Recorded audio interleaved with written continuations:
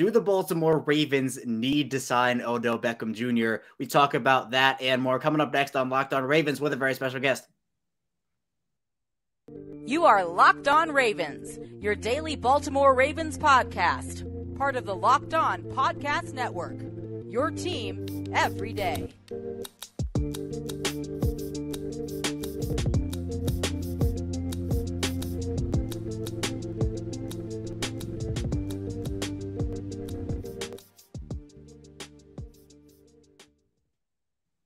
And we return here with another episode of Locked On Ravens, your daily Baltimore Ravens podcast. I'm your host, Kevin Ostreicher of Ravens Wire. We're here, of course, on the Locked On Podcast Network, your team every day. Thank you so much for tuning in with us here, making us your first listen of the day. We're free and available on all podcasting platforms, including over on YouTube. And if you want daily Baltimore Ravens coverage, be sure to like this video on YouTube, subscribe to the channel, also follow along anywhere in audio form you get your podcast. And today's episode of Locked On Ravens is presented by LinkedIn. LinkedIn Jobs helps you find the candidates you want to talk to faster. Post your job for free at linkedin.com/lockedonnfl.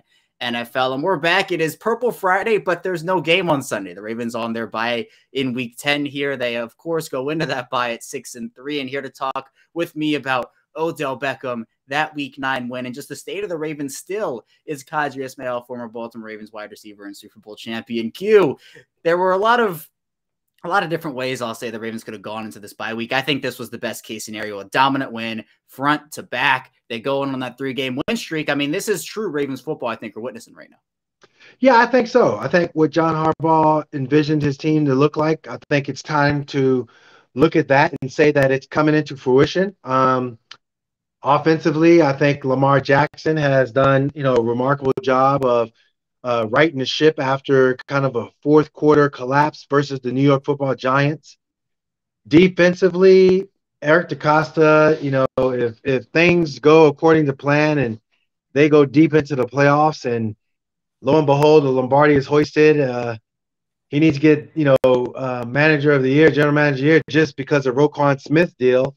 They look like a totally different defense with him out there.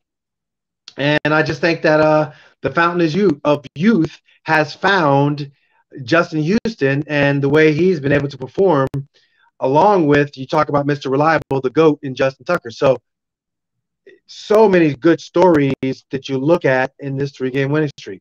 Yeah, there's a lot. And obviously you mentioned Roquan Smith. He's been playing well, obviously just one game, but he was playing well even in Chicago. He carried that momentum over to Baltimore. You mentioned Justin Houston, who has been a godsend for them, 8.5 sacks. He missed 3 games. He's done this in just 6 games, so he's been great. Lamar, although the stats necessarily haven't been his first couple weeks of the year stats, he's still getting the job done. I think we've seen improvement ball security-wise from him, which is great. He's being more cautious and careful with the football. And then you have the running game, and that is the pure Raven way over these past couple of seasons, where no Gus Edwards, no J.K. Dobbins, no problem. You got Kenyon Drake, you got Justice Hill. It's all those guys. So let's start on the offensive side of the ball, Q, in the Saints game. They win 27-13. Baltimore goes 9-15 on third down. That's really big. But again, Lamar Jackson only 133 yards passing. But again, I don't think the pure passing yard stats, it can be a bit of an empty stat sometimes, because Baltimore obviously ran this football 40 times compared to those 22 pass attempts. What'd you like from the balance of this offense, where they did lean on the run, but Jackson did make some throws here and there when he needed to?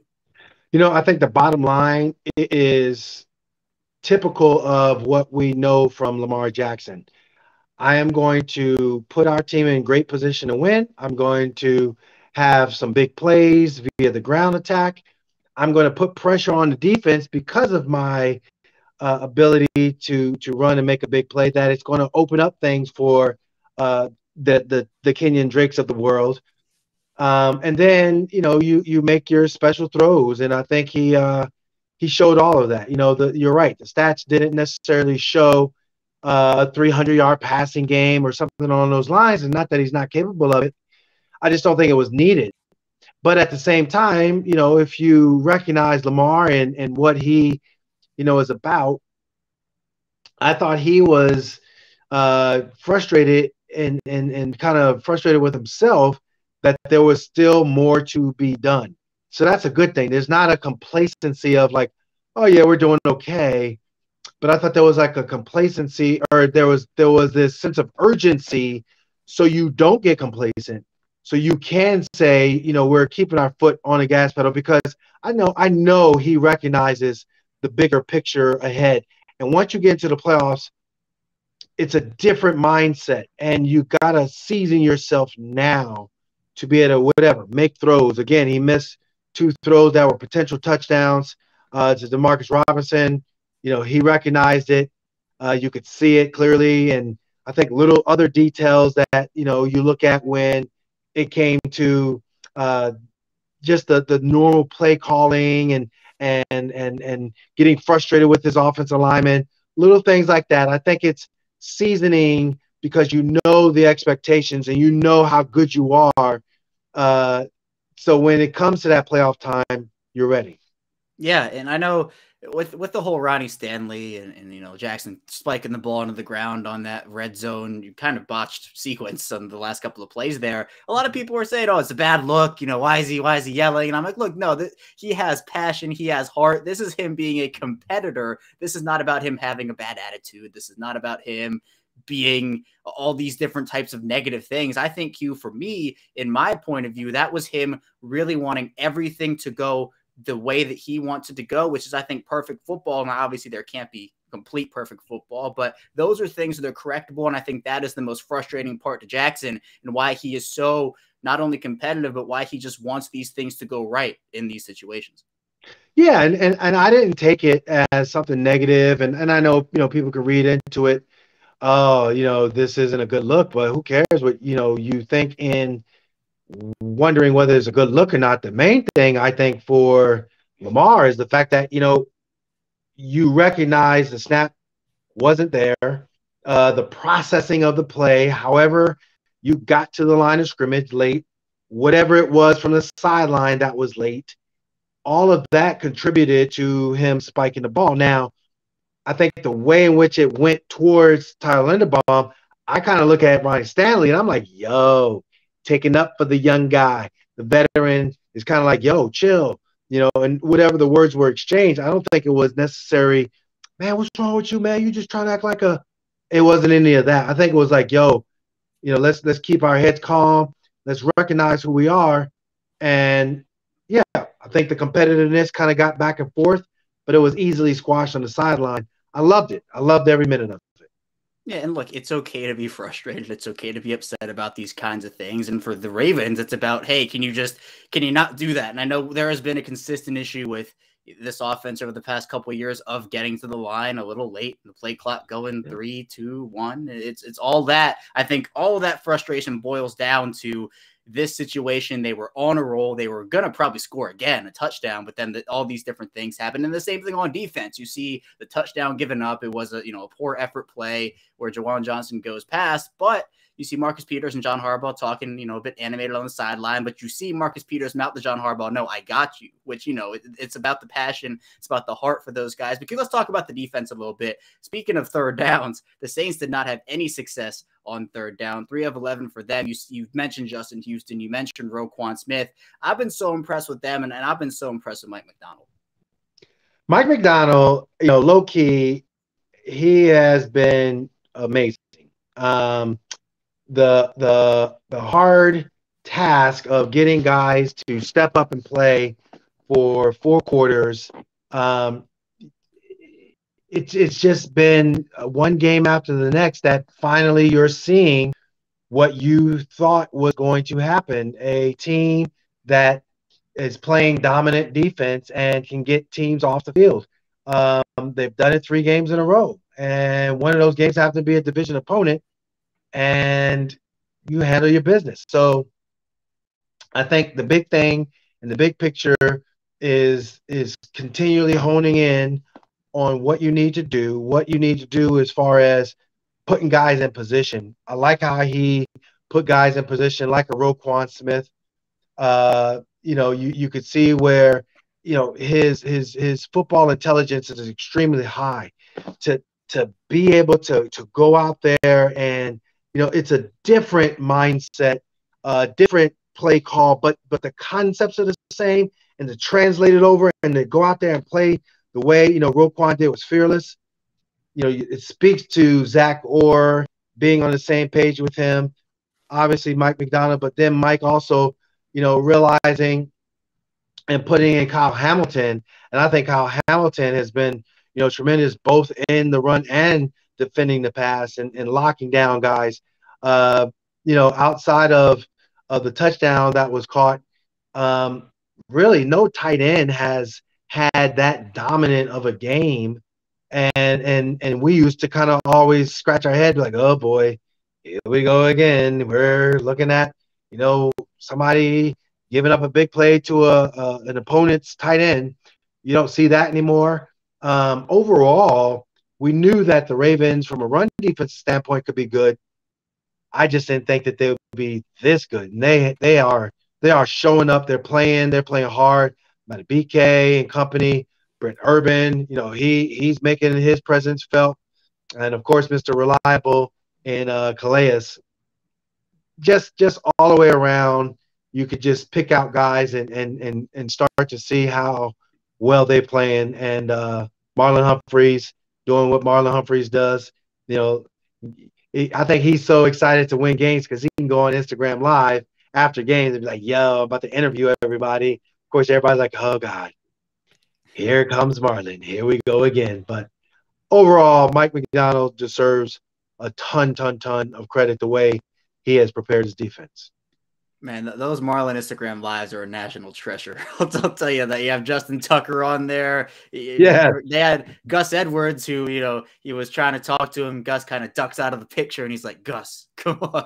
So it's so funny the way that he does those. And he was up in Roquan Smith's face. He's like, you're wondering probably why I'm up in your face with the camera, but it speaks to the camaraderie of this team. It speaks to how close they are. And, I think they do all really love Marlon, despite maybe not wanting to be on camera, especially Marcus Peters, who has definitely made it clear that he does not want to be on camera 24/7 with Marlon. But coming up in the second segment, we're going to be diving into Odell Beckham, a conversation we've talked about a lot, talking about if the Ravens absolutely need him. So be sure to stay tuned. Still a ton to dive into here on Locked On Ravens. First, though, I do want to tell you a bit about LinkedIn.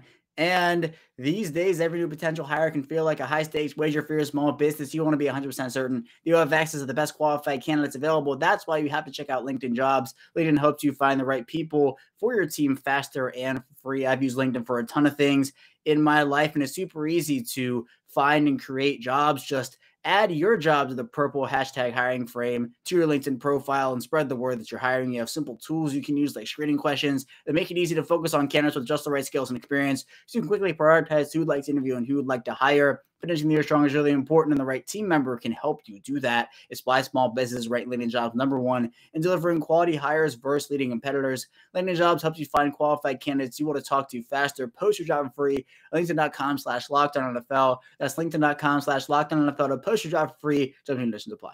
We're back here, our second segment of Locked On Ravens. Kevin Allstriker still here with Qadry Ismail. And Q, the Ravens 6-3, they're in a good spot right now. The back half of their schedule is, I'd say, easier compared to maybe what they faced earlier in the season. We'll talk about that a bit in the final segment. But here, Odell Beckham is going to be our topic of conversation.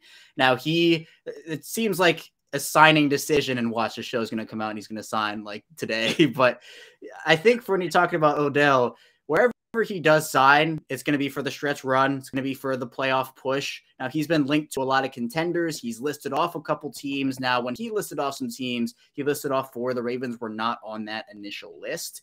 So it's a matter of whether Odell wants to come to Baltimore or the Baltimore wants Odell. It has to be a two-way street here. But we see Rashad Bateman go down with an injury. The Ravens don't trade for wide receiver help. You're relying on Devin Duvernay, James Prochet, Tylan Wallace, Demarcus Robinson, Deshaun Jackson, who himself went down with a hamstring injury. Q, the best wide receiver on the market right now, when healthy, is by far and away Odell Beckham. Now, in this situation, do you feel like the Ravens absolutely need to add Odell Beckham in order to either help their Super Bowl chances or just help them in the playoff race? You said absolutely need Odell Beckham? No. Is he a luxury that, would be a bonus? Sure. Do I feel he needs to be a Baltimore Raven for the Ravens to win? No. I think that he's an accomplished player. He is a guy that loves the light, and the light loves him. But when it comes to Baltimore, I don't know if the light is bright enough for him. I think at the same time, when you're talking about LA or when you're talking about the Cowboys, it's the off-field stuff too that matters. And he is, like, social media wise, like, I mean, good golly, whatever they rank him now as far as the Q rating of the influence that a person has, he is, at one point in time, he was like right at the top internationally. But I think, for what we're seeing, you know, I'm pumping the brakes on him becoming a Raven. If it happens, so be it. But I think, you talk about injuries, you talk about hamstrings, talk about, ACL tears and all that. He's had it all. And I think, yeah, you got to be careful. I like, Deshaun Jackson's chances of being, kind of managed, if you will. And then obviously him going out there and playing to his fullest.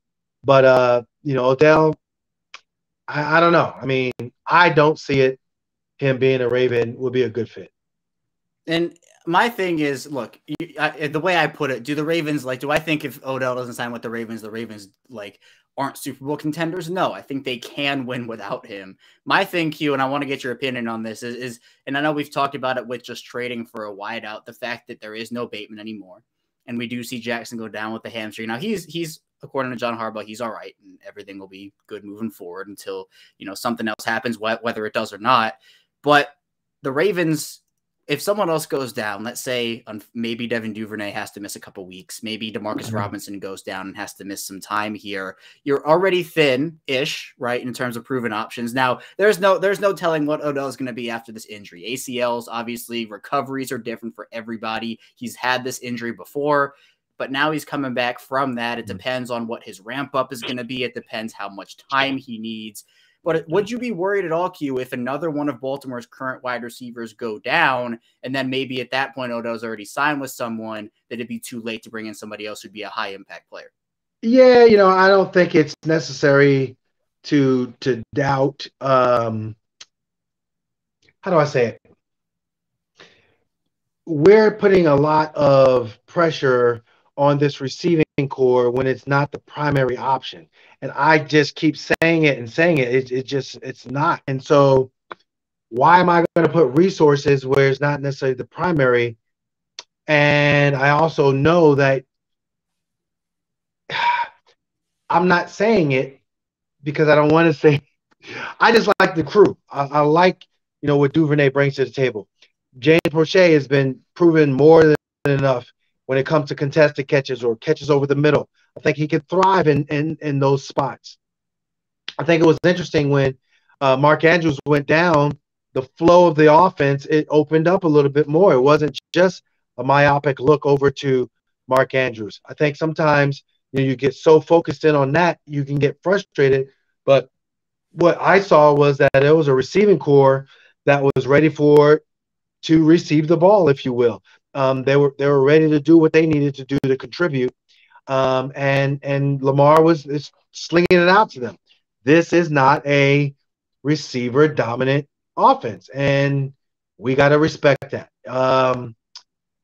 So I don't want them to be like, well, if they get injured, oh my God, what if they don't? What if they don't get injured? Do you still need them? So you're saying it's predicated off of injury? I say it's predicated off of production, and I think that for what the Ravens do, this receiving core fits well. You are right in the fact that, look, this offense, the pass offense is not going through wide receivers first. It is Mark Andrews. As Josh Oliver's played great, Isaiah Likely's had his flashes. And with Bateman going down, this is exactly what the Ravens, that's just their whole thing in the offseason is we're going to bet on our young guys and we're going to see what they can do. Now, I've said it time and time again, Devin Duvernay has been everything that they were wanting for him to be when they said that, instead of, we're not going to trade for X, we're not going to trade for Y, we're not going to bring in X, we're not going to bring in Y. Duvernay's been that guy. Now, Tylan Wallace, I'd say a bit of a disappointment after being some game day inactives here, even not contributing on special teams. I think Prochet's shown some flashes for sure. I know he had high expectations coming into the season. He was dealing with an injury as well. I think bringing in Odell Beckham on a small deal would not hurt things, but it's a matter of, is it a necessity for them? Because look, we can face it. The Ravens don't have a ton of money right now to kind of throw around in a spending spree or bringing in all these free agents. And now, not that there's tons of quality free agents still out there. I think Odell Beckham is one of the better ones. But I think, Q, when you're talking about just if someone else goes down, I wouldn't hate having the insurance. But at the same time, I do understand that, look, this is not a wide receiver dominant offense at the moment. You're going to run the football. You're going to trust your tight ends, and the wide receivers can do some stuff for you.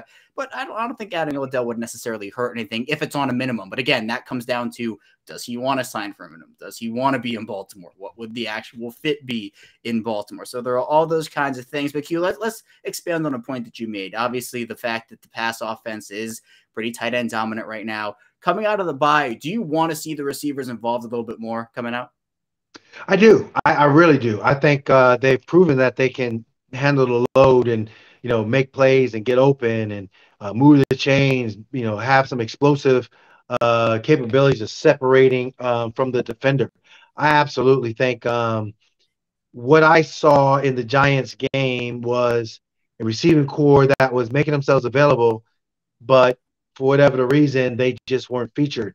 I think since then, they've had more opportunities to, be involved, to have some concept routes given to them. And they've just been producing. So it's, what have you done for me lately? If I'm looking down and I'm looking at, oh my gosh, yeah, I see what is going on when it comes to my play call list. But if I have good vibes, Greg Roman, if he's having good vibes from what he felt in practice, it starts to build and it grows. And I think these last 3 weeks, it's shown that it can build and grow. But I think also moving forward, if it ain't, if it's not broke, don't fix it. Keep calling their number and watch them shine. We have a player in Odell, over 7,000 receiving yards in his career, has done so many great things at the NFL level. Baltimore going with their young guys right now. We'll see. We'll see what happens. It feels like Odell's linked to like Buffalo and Dallas and Kansas City. It's like those are the teams that are most frequently linked to him. Again, I don't think it would be necessarily a terrible idea to bring him in. Q, trust the receivers. But the great thing about this show, we can have differing opinions and we see where the other is coming from, which is, I think, the great thing of this whole back and forth that we have here. So I think Odell's an intriguing name. You just look at the name Odell Beckham Jr. You say, oh, that's a stud. That's a star. But in reality, what's he going to want money-wise? What's the injury? I mean, let's end there, Q. His injury, tore the ACL in February. You're kind of wondering, he apparently is going to be fully cleared here, or he already has been fully cleared. Do you think that everything in the response times are different for everybody, but what do you think his impact would be, and do you think he need any ramp-up time coming off of that? Yeah, he's going to definitely need some ramp-up time. You could practice all you want on the outside, but it comes down to this. Football shape is totally different than anything you can imagine to do. And I haven't seen him, there's no secret workout tape showing what he really is capable of. I'm sure he's feeling like he's going to be in fine shape and ready to go and all that. But there's going to be there will be a ramp-up time, both physically and mentally, because if you realize now, I got a whole nother language I got to learn. I learned what, the Rams offense was, and it took him a bit to kind of get comfortable. He did. He flourished. But, again, this is a scenario where, yeah, he's going to have a ramp-up time, and you as a team have to know that, and you got to prepare to say that's okay. I don't know if the Ravens are in a position to say that's okay. We'll give him a ramp-up time.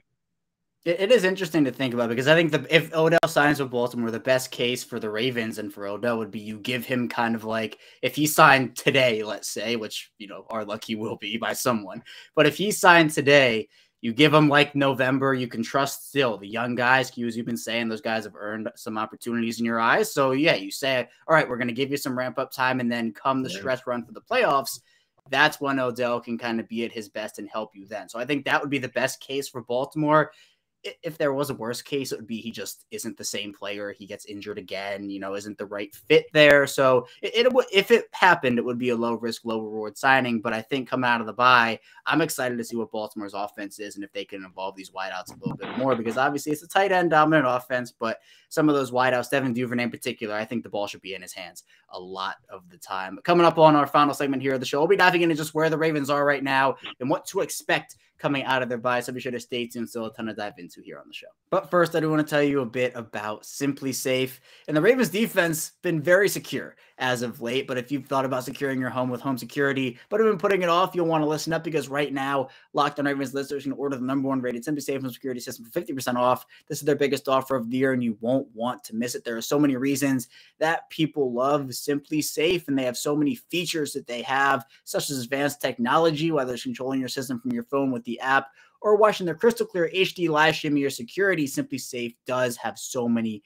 amazing features. And so property crimes like burglaries and package theft spike nationally during the holidays. So that's why our friends at SimpliSafe are again offering 50% off their award-winning security system, so more families can feel safe and secure this holiday season. SimpliSafe was named the best home security system of 2022 by U.S. News World Report, a third year in a row. And in an emergency, 24/7 professional monitoring agents use fast protect technology exclusively really safe to capture critical evidence and verify the threat is real, so you can get priority police response. So don't miss your chance to save big on the only security system so many recommend. Get 50% off any new SimpliSafe system at simplisafe.com/LockedOnNFL today. This is their biggest discount of the year, so don't wait. At simplisafe.com/LockedOnNFL. There's no safe like SimpliSafe.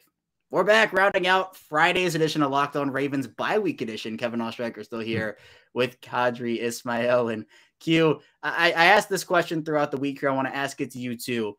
If I told you that Baltimore was 6-3 going into their bye week before the season started, if we had that conversation maybe in August, and I said, hey Q, I have a secret for you. The Ravens are going 6-3 into their bye week, what would your reaction have been?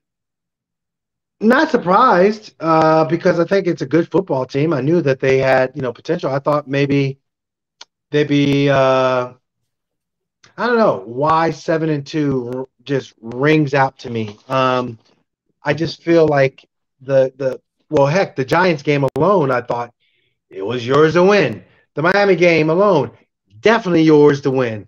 I just think the close games, the Bills game, all right, 50-50.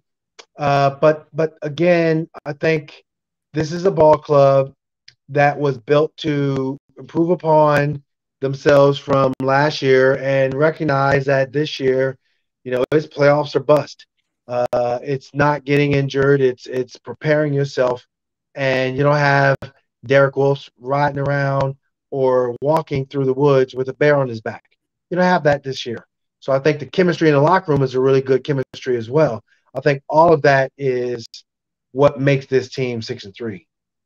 And I think the great part about it is we have seen them gain pieces back for the entire season. Guys who were injured last year, Marcus Peters, J.K. Dobbins, who is out again, but regardless, Gus Edwards, Ronnie Stanley, Tyus Bowser, all these guys are coming back. And the thing is, they're going to keep getting guys back after the bye. You're going to have Mark Andrews come back. Marcus Williams is expected to come back at some point. Dobbins will be back. Ajabo is getting ready. So it's just I'd say overall, I am confident in the fact that they're going to get these guys back, and they're continuing to add these pieces. It's that constant influx of talent. What do you think about the fact that this team is 6-3 and still getting pieces back? Yeah, I think, you can even put in Kohler there as well. I think he's going to, make it interesting as far as a roster spot. A lot of speculation on that, whether it is Nick Boyle or, Tylan Wallace, who kind of is the forgotten man, odd man out. I think it must have been between Tylan and Nick Boyle for games, because it just seemed like their roles are reversed. I also believe, you start to get on that roll, you start to get on that run, you see the depth that you have, and guys, confidence breeds success, and wins breed success and confidence. They both work hand in hand.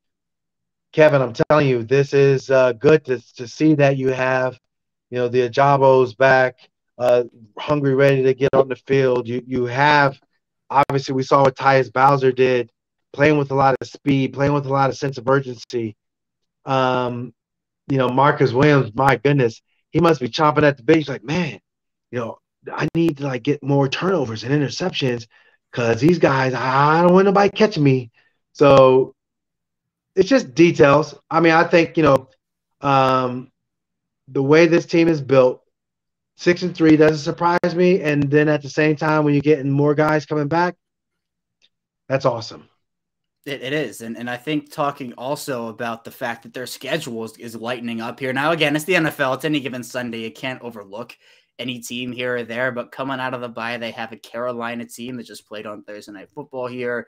Then you have other games on the schedule, such as Jacksonville, in Denver, in Atlanta, in these teams that have been, I'd say, underwhelming in senses. But then you have the divisional matchups that are huge. You have a game against Cleveland, another one against Cincinnati to end the season, and in there, 2 games against Pittsburgh.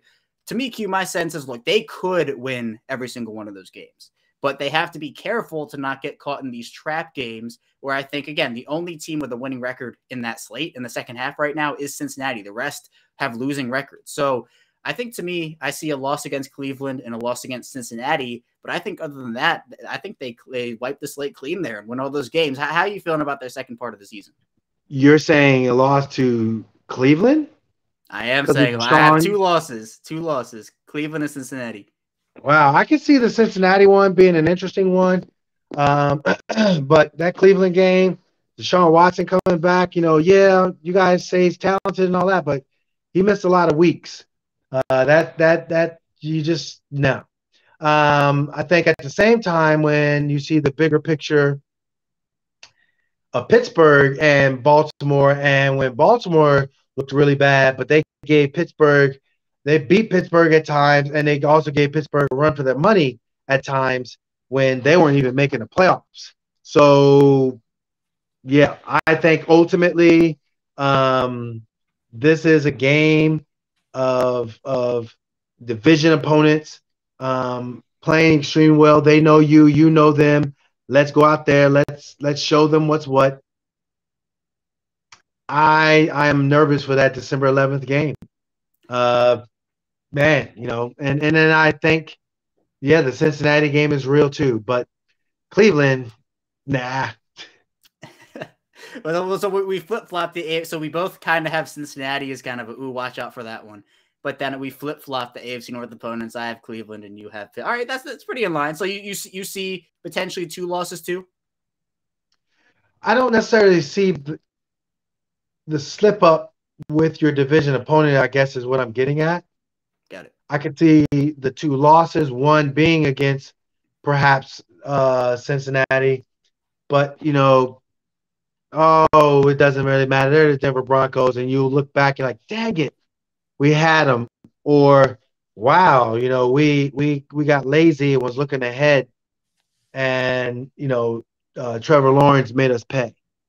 Little things like that. Travis Etienne, he's scampering out a corner and getting 130 yards rushing at the end of the day because, you just took it for granted. Right. Yeah, that makes sense. And again, it's about getting caught up in the trap games. You got to get up for those opponents, regardless of who they are, because obviously these guys are NFL caliber players, so you got to obviously play them as such. And the good thing about Baltimore compared to last season, Q, with 2 things. One, they've already won more division games than last year. They are 2-0 in their division right now. Last year they went 1-5. And 2, turnover-wise, they already have more turnovers this season than they had all of last year. They had 6. They have 16 this year. They had 15 all of last year. So keys for me, offensively, run that football. I think it's the strength of that team. Defensively, get those turnovers. I think from a key to a game, key to a second half, key to a playoff run, key to taking it to the next level, it's Lamar continually spreading the ball around, not allowing those easy money, accurate throws to go to waste. I think you're right. Absolutely running the football is paramount.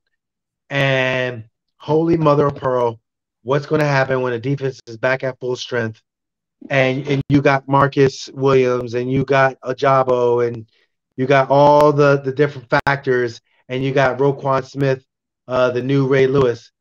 Mother of pearl. This is going to be good. Those would be my keys to looking at the Ravens doing some things.